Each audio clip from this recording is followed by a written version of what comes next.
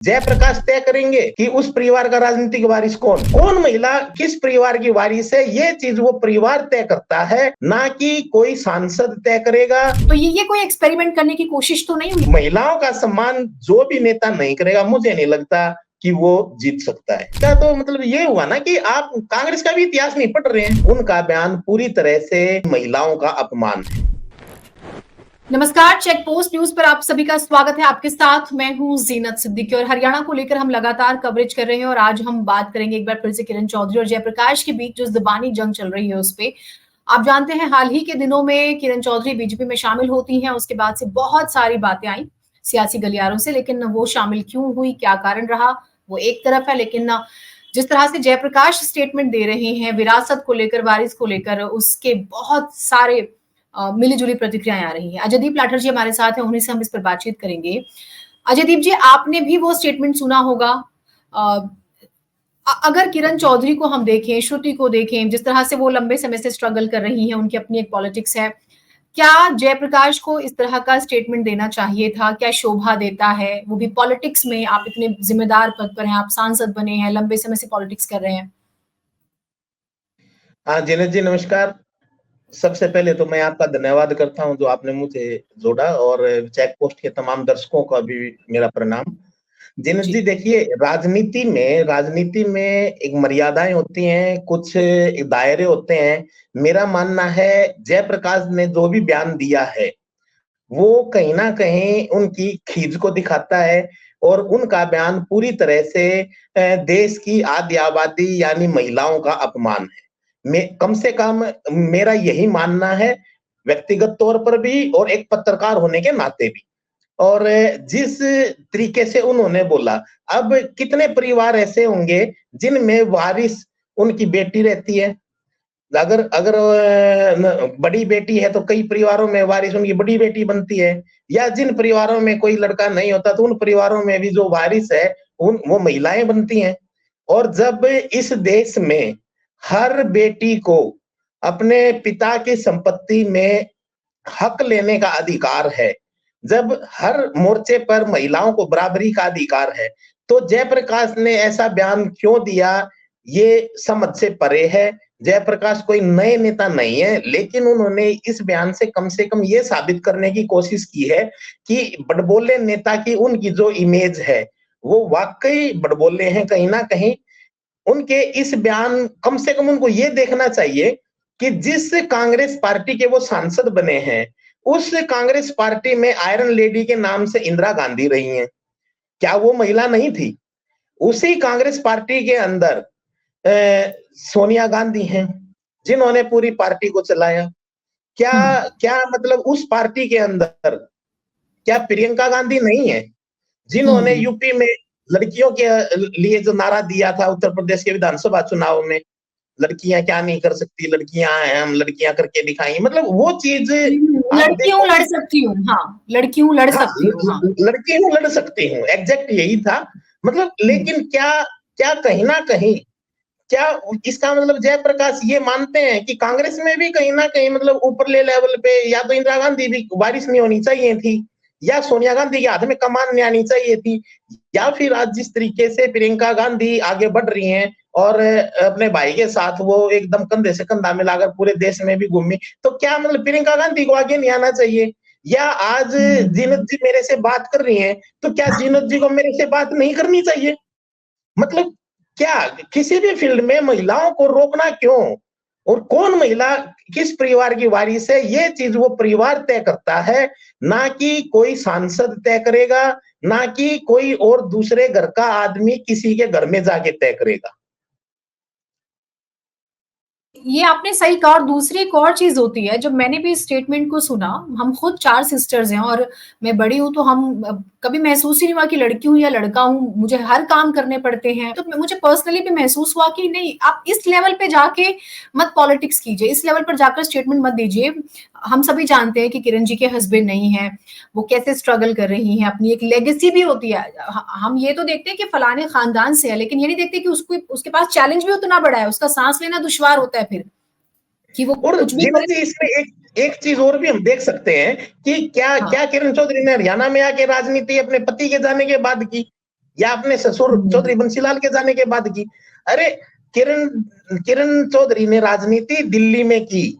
जब शीला दीक्षित दिल्ली की मुख्यमंत्री बनी थी, उस समय जो मुख्यमंत्री पद के लिए आखिरी 3 नामों का पैनल था, जिसमें शीला दीक्षित के साथ किरण चौधरी का नाम भी था उस पैनल में। लेकिन खुशकिस्मती शीला दीक्षित थी, जो दिल्ली की मुख्यमंत्री बनी और उसके बाद लगातार वो बनी।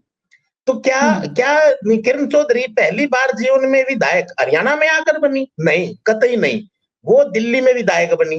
क्या वो दिल्ली विधानसभा की उपाध्यक्ष नहीं रही? वो दिल्ली विधानसभा की उपाध्यक्ष भी रही। हरियाणा में वो आई, ठीक है, अपने पति की मौत के बाद वो आई। वो जो एक रिक्त स्थान हुआ उस परिवार में, उस परिवार की राजनीति में, उस रिक्त स्थान को भरने के लिए वो हरियाणा आई। और 2005 में जब सुरेंद्र सिंह हेलीकॉप्टर हादसे में उनकी मौत हुई, तो उसके बाद उस उपचुनाव में किरण चौधरी रिकॉर्ड मतों से जीती। और आप ये देखिएगा कि 2005 से लेके आज हम 2024 में बैठे हैं। आखिरी चुनाव 2019 का था विधानसभा का, यानी 2005, 2009, 2014, 2019 लगातार 4 बार वो वहां से विधायक बनती आई हैं। और एक बार उनकी बेटी भी, जिस भिवानी लोकसभा क्षेत्र से चौधरी सुरेंद्र सिंह एमपी रहे थे, सांसद रहे थे, उसी लोकसभा क्षेत्र से चुनकर एक बार उनकी बेटी श्रुति चौधरी भी संसद तक गई हैं। तो क्या मतलब ये जयप्रकाश तय करेंगे कि उस परिवार का राजनीतिक वारिस कौन?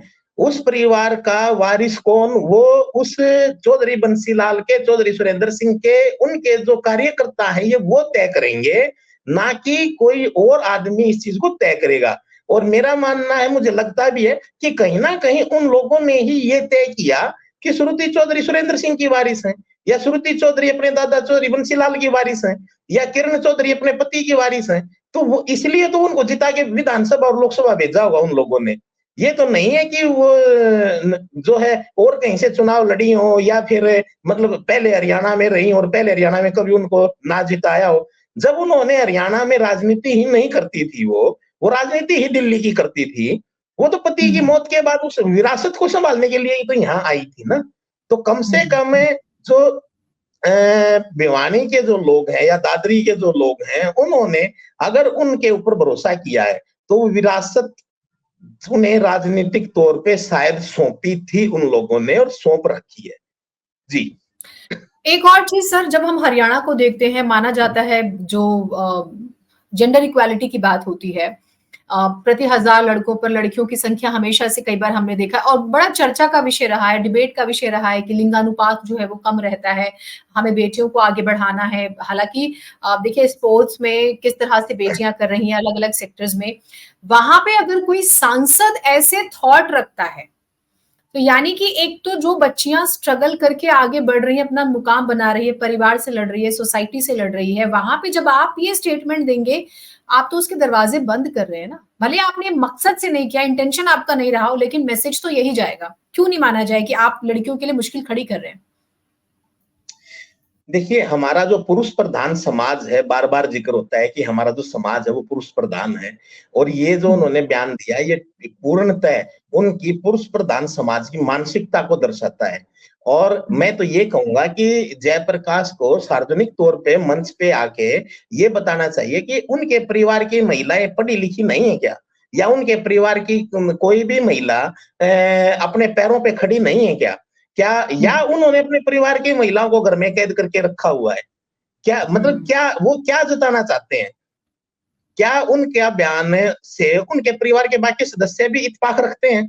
एक तो ये हो सकता है कि उन्होंने केवल बड़बोलेपन में ये चीज बोली हो, और या फिर ये भी हो सकता है कि उन्होंने अपने परिवार के बारे में और जो उन्होंने अपने चारों ओर महसूस किया है, तो वही चीजें उनके दिल से बाहर आई हो, उससे मिलती जुलती बातें बाहर आई हो।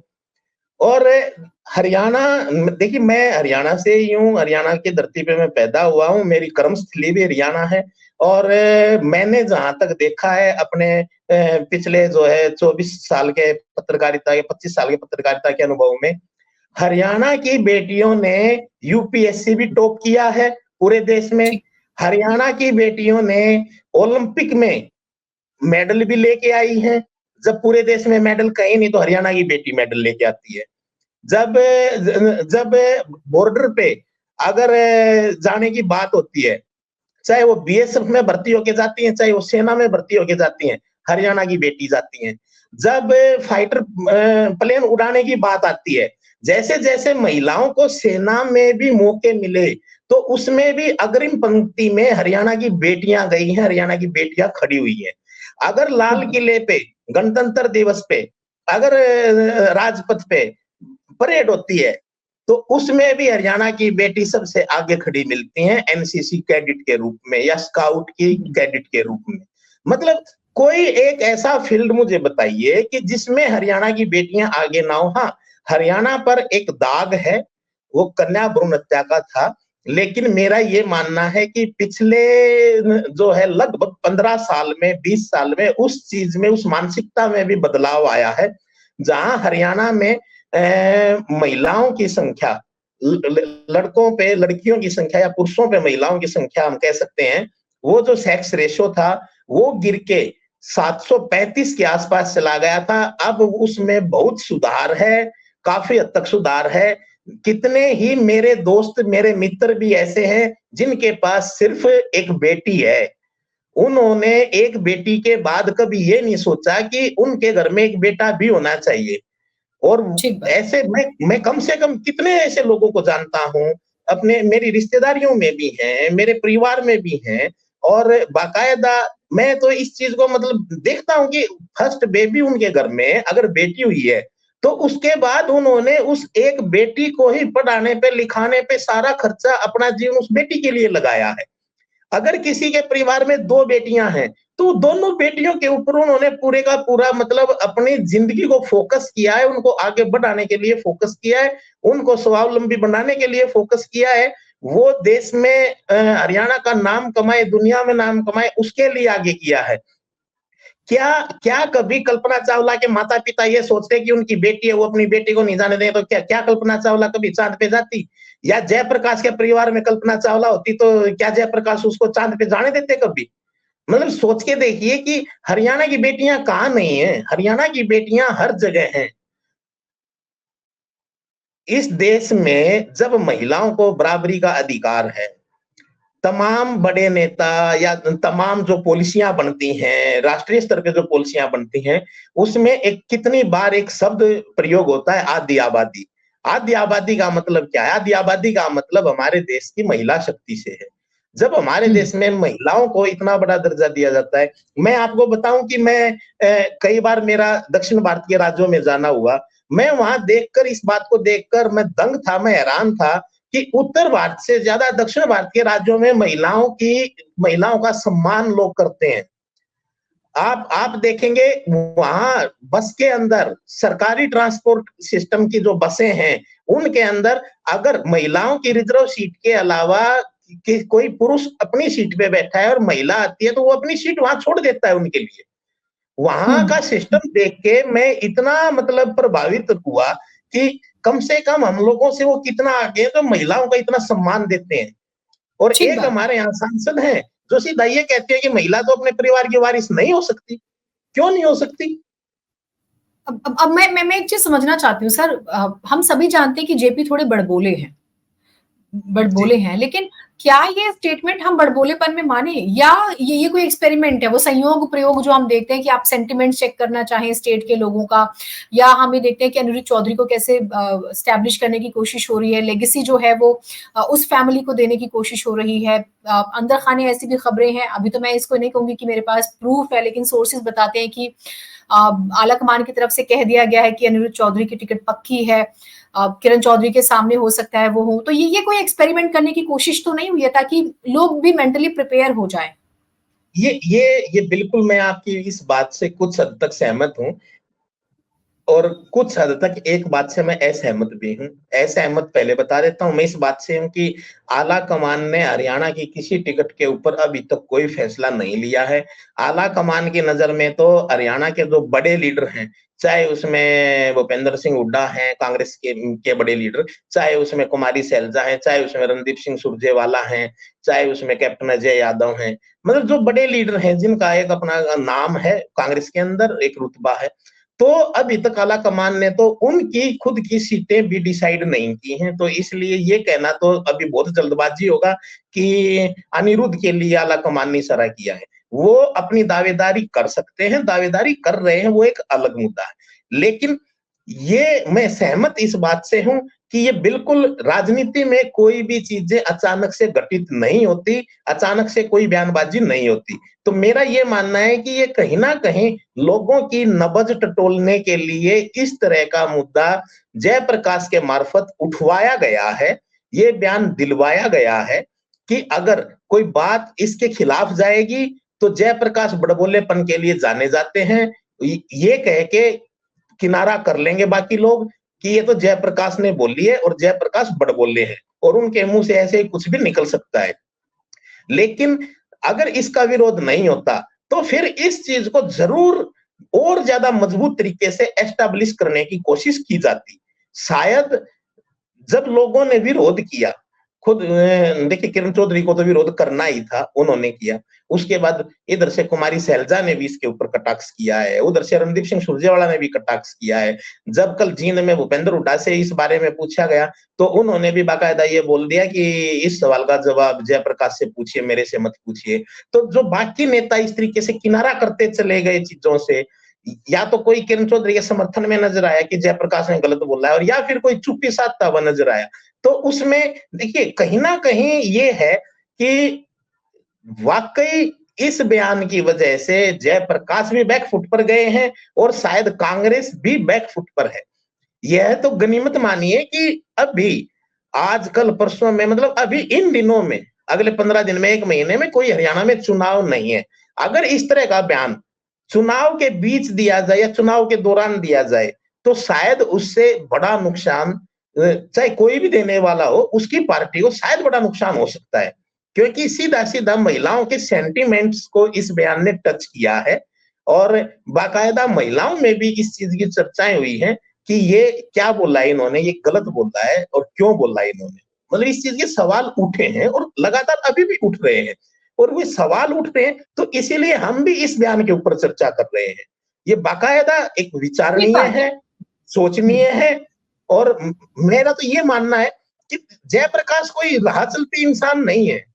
जयप्रकाश जिम्मेदार आदमी है, सांसद हैं, उनको कम से कम शोभा नहीं देता कि वो इस तरह का बयान दें, और वो भी एक इतने मतलब पब्लिक मीटिंग में दें। एक हो सकता है जैसे कोई ड्राइंग रूम में बैठे किसी से चर्चा करता है, वहां बात करता है और उसका कोई ऑडियो वीडियो वो बाहर आ जाए, तो उसमें आदमी ये कह सकते हैं कि देखिए हमने सार्वजनिक स्तर पे कुछ नहीं कहा, हम तो आपस में कोई डिस्कशन था और किसी ने शरारत कर दी है, उसने वीडियो लीक कर दिया।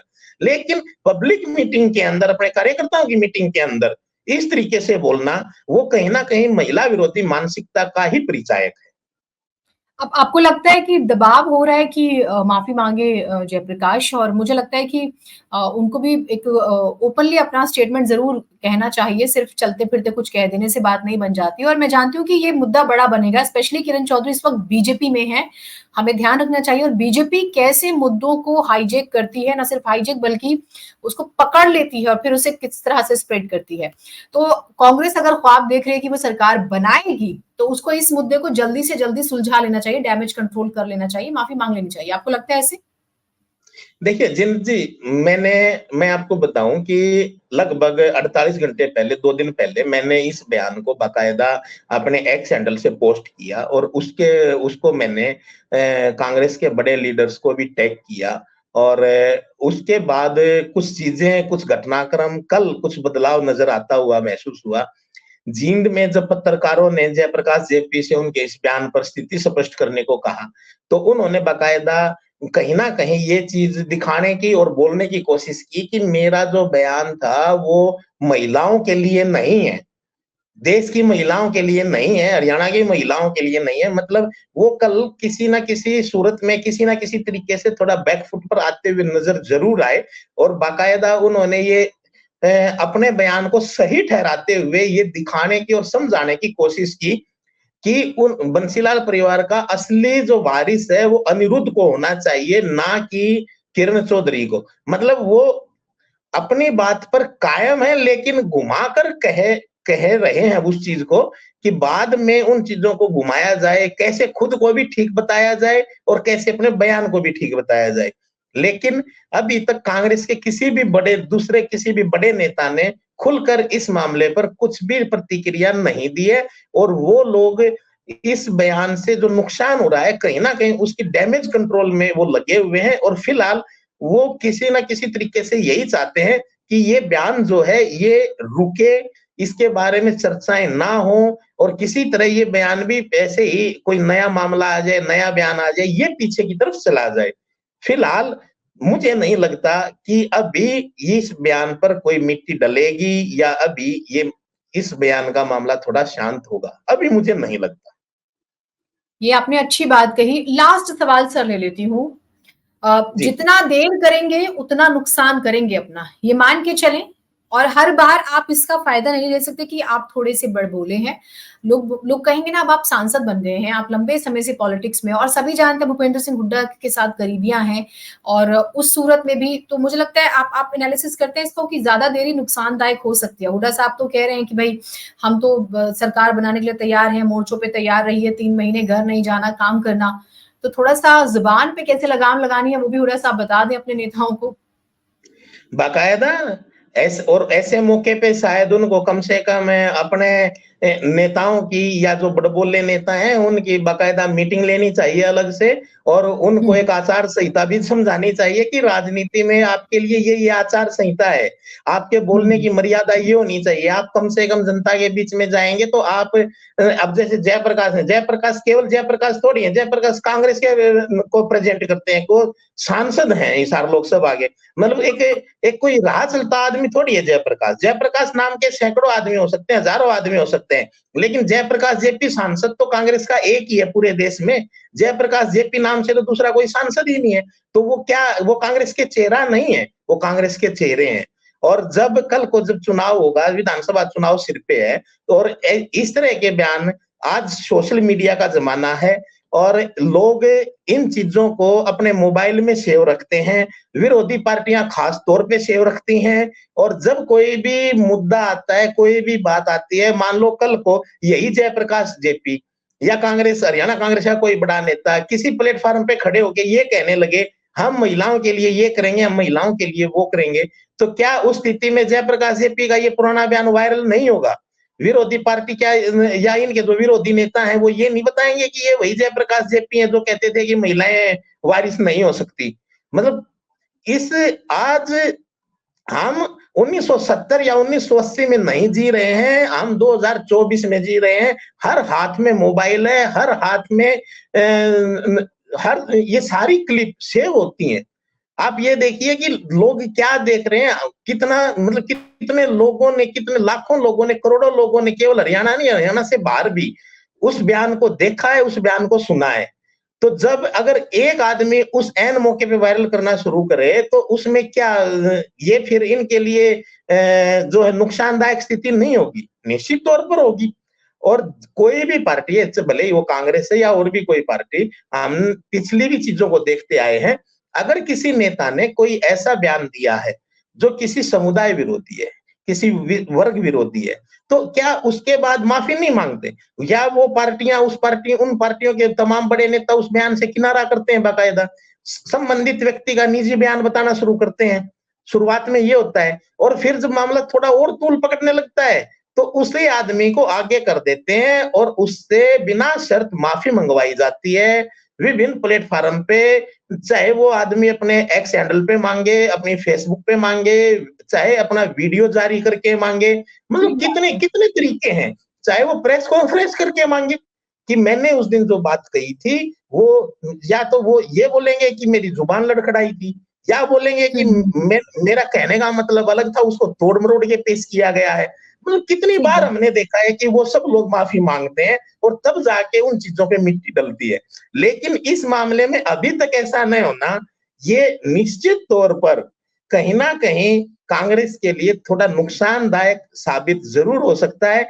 और जब महिलाओं को अगर आप खुश नहीं रखेंगे, अपने पाले में नहीं रखेंगे, देखिए महिलाओं का सम्मान जो भी नेता नहीं करेगा, मुझे नहीं लगता कि वो जीत सकता है। लास्ट तो ये रहेगा कि वैसे भी मुझे लगता है कि जेपी जी को शायद कांग्रेस पार्टी का ही इतिहास एक बार पढ़ लेना चाहिए था, और माफी मांगी जा सकती है कि ठीक है मीडिया ने तोड़ मरोड़ कर पेश कर दिया होगा। मीडिया तो सुनने के लिए तैयार भी रहता है इस तरह की चीजें, बड़े नॉर्मल एलिगेशन है, लेकिन एक बार है कि नहीं, लेकिन एक बार अपने कांग्रेस पार्टी का इतिहास ही देख लेते हैं। अभी जनता के बीच में जाना है, चुनाव में वोट मांगने हैं विधानसभा में, असली लड़ाई तो वहां पर शुरू है। आप 2 बारी से सत्ता से बाहर हैं, तो वो बहुत इंपॉर्टेंट है, तो देरी नहीं करनी चाहिए, आप ये कहते हैं? बिल्कुल देरी नहीं करनी चाहिए। उन्हें ये जरूर देखना चाहिए कि आयरन लेडी का खिताब इस देश में केवल एक ही महिला को है, स्वर्गीय इंदिरा गांधी को। तो क्या इंदिरा गांधी वारिस नहीं थी? ठीक बात है। और वो भी वो इंदिरा गांधी जिन्होंने बांग्लादेश को आजाद कराया। इस हिंदुस्तान के आज तक कोई भी ऐसा प्रधानमंत्री नहीं हुआ है जिसने किसी राष्ट्र को आजाद कराया हो। 1947 के बाद एकमात्र प्रधानमंत्री इंदिरा गांधी ऐसी हुई है जिन्होंने पाकिस्तान के कब्जे का उसका हिस्सा छुड़वा के उसको नए राष्ट्र के तौर पे मान्यता दिलाई, बांग्लादेश को आजाद कराया। क्या सोनिया गांधी, जिनके पति इतने मतलब इतने बड़े हमले में वो कुर्बान हुए, और उसके बावजूद जब उस पार्टी की सत्ता आई तो उन्होंने अपने आप को उससे अलग थलग किया, किनारा कर लिया, राजनीति में वो नहीं आई। बाद में क्या कांग्रेस के नेताओं के कहने पर ही तो राजनीति में आई। उसके बाद लगातार उनके अगुवाई में कांग्रेस ने देश पे 2 प्लान राज किया है। और उसके बाद आप ये देखिए कि क्या उनकी बेटी प्रियंका गांधी, वो लड़की हूं मैं, इस टैगलाइन के साथ यूपी में चुनाव का प्रचार करती हैं। तो मतलब क्या इसका तो मतलब ये हुआ ना कि आप कांग्रेस का भी इतिहास नहीं पढ़ रहे हैं। ठीक बात है। कांग्रेस में किस स्तर पे महिलाओं को तवज्जो दी जाती है, आप उन चीजों को देख ही नहीं रहे हैं। तो ये तो अगर नुकसान से बचना है तो जल्दी से जल्दी उन्हें माफी मांग लेनी चाहिए, और कम से कम इस बयान पे मिट्टी डले, पर्दा डले। ऐसा उनको जो हालात अभी बनाए हुए, उनसे मुक्ति तभी मिलेगी जब वो इस बयान पे जल्दी से जल्दी माफी मांगे। ये बहुत इंपॉर्टेंट बात आपने कही, और उम्मीद करते हैं कि हुड्डा साहब अपने फ्रेंड को समझाएंगे कि भाई ज्यादा ना बोलें और नपा तुला बोलें। हर बार सिर्फ बोल देने से बात नहीं बनती, बनी बनाई बात भी बिगड़ जाती है।